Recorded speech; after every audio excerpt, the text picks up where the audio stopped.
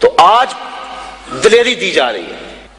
آج پیر بیعت کرنے کے بعد جنت کا پرمٹ دے دیتا ہے. آؤ میں پیروں کے پیر کی کہانی سناؤں آپ کو.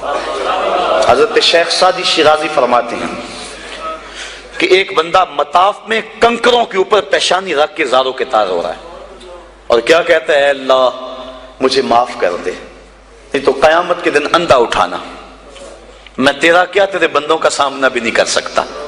اتنے درد سے روتا ہے کہ لوگ اپنی دعائیں چھوڑ کے اس کے لیے دعا کرتے ہیں. تو وہ اتنے درد سے روتا ہے کہ لوگ اپنی دعائیں چھوڑ کے اس کے لیے کہتے ہیں یا اللہ اس بیچارے کو معاف کر دے. ایک بندہ تو چھوڑ چھاڑ کے کھڑا ہی اس کے سامنے قریب کھڑا ہو گیا اور کہتا ہے مالک اسے معاف کر دے, مالک اسے معاف کر دے. کافی دیر کے بعد وہ شخص جو روتا تھا اٹھ کے جانے لگا. اس کو تجسس تھا کہ میں دیکھوں تو صحیح یہ کون ہے اور اس کو تسلی بھی دوں کہ اللہ بڑا کریم ہے, تجھے معاف کر دے گا.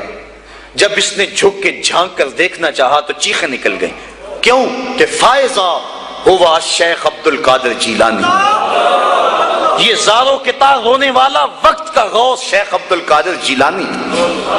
حضرت سری سختی رضی اللہ تعالیٰ عنہ نے جنید بغدادی کو بلایا. حضرت جنید بغدادی کہ وہ ماموں بھی لگتے ہیں رشتے میں اور پیر بھی لگتے ہیں. یہ پیر مرید کی کہانی سنا رہا. آج کا پیر تو گارنٹی دے رہا ہے نا, اللہ اکبر حضور. تو حضرت ربیہ کو بھی جنت کی بشارت دیں اور ساتھ کہیں کثرت سجود سے میری مدد کرنا. اور پیر کہتا تجھے پرواہ ہی نہیں ہے, آؤ اس پیر مرید کی کہانی سنا رہا ہوں. حضرت جنید بغدادی فرماتے ہیں میرے ماموں نے تنہائی میں مجھے بلایا اور مجھے وصیتیں کی. جب ایک وصیت کی تو میرے پاؤں تلے سے زمین نکل گئی. کہنے لگے بیٹا جب میں مر جاؤں تو میری قبر بغداد سے باہر بنانا. میں نے پوچھا حضور کیوں؟ فرمانے لگے میری بدعمالیوں کی وجہ سے کہیں بغداد کی مٹی میری لاش کو قبول کرنے سے انکار نہ کر دے اور میں لوگوں کے سامنے رسوا نہ ہو جاؤں. یہ ہیں وہ لوگ تتجافا جنوبہم عن المضاجع, جن کی کروٹیں بستروں سے الگ رہتی ہیں, اللہ کو خوف اور طمع میں پکارتے ہیں, لیکن زندگی کا ایک ایک لمحہ تقوی سے عبارت ہے. دنیا میں تکلیفیں سہی. حضرت امام جعفر صادق ساری زندگی ٹھنڈا پانی نہیں پیا, فرماتے تھے کیا خبر کہ اس کے حساب میں چکڑا جاؤں. اور آپ کے مریدین بیٹھے ہوئے ہیں, آپ بھی بیٹھے ہوئے ہیں, لوگ بیٹھے ہیں. کہا یار آج ایک دوسرے سے وعدہ نہ کر لیں. کہا کیا؟ کہا ہم میں سے جو بھی جنت میں جائے وہ دوسروں کو ساتھ لے کے جائے. غلاموں نے کہا حضور ہم آپ سے وعدہ کریں, ہم تو آپ کے سہارے پہ بیٹھے ہوئے ہیں. کہا تم نہیں جانتے آخرت کے معاملے بڑے سخت ہیں. یہ امام جعفر صادق کہہ رہے ہیں, یہ ان کی زندگی ہے. تو ذرا دیکھیے یہ تقوی ہے, یہ خشیت ہے, اور ٹھنڈے پانی سے بھی گریز کر رہے ہیں. 3 چیزوں کا حساب نہیں ہوگا قیامت کے دن, ضرورت کے وقت کھانا پینا, اور ستر عورت کے لیے کپڑا لباس, اور ضرورت کا مکان. ان 3 چیزوں کا حساب نہیں ہوگا. اس کے علاوہ جو بھی نعمت اللہ نے دی ہے ثم لتسألن یومئذ عن النعیم, اللہ قرآن میں کہتا ہے ہر نعمت کے بارے میں پوچھا جائے گا. تو صاحبو جن لوگوں نے اس بات کا خیال رکھا کہ ہمارے رب نے ہمیں پوچھنا ہے اور ایک ایک بات کا ہم نے جواب دینا ہے, یہ بات درست ہے کہ اللہ اپنے فضل سے معاف کرے گا. لیکن سحری کے وقت اٹھ کے سسکیاں بھرنے والا اور رات شراب خانے میں گزارنے والا کیا قیامت کے دن ایک صف میں کھڑے کر دیے جائیں گے؟ یہ کیسے ہوگا؟ غریبوں کا خون چوسنے والا, بیواؤں اور یتیموں کا مال لوٹنے والا اور رات کی تنہائی میں ان کی مدد کرنے والا کیا ایک صف میں کھڑے کر دیے جائیں گے؟ ایسا کیسے ہو سکتا ہے؟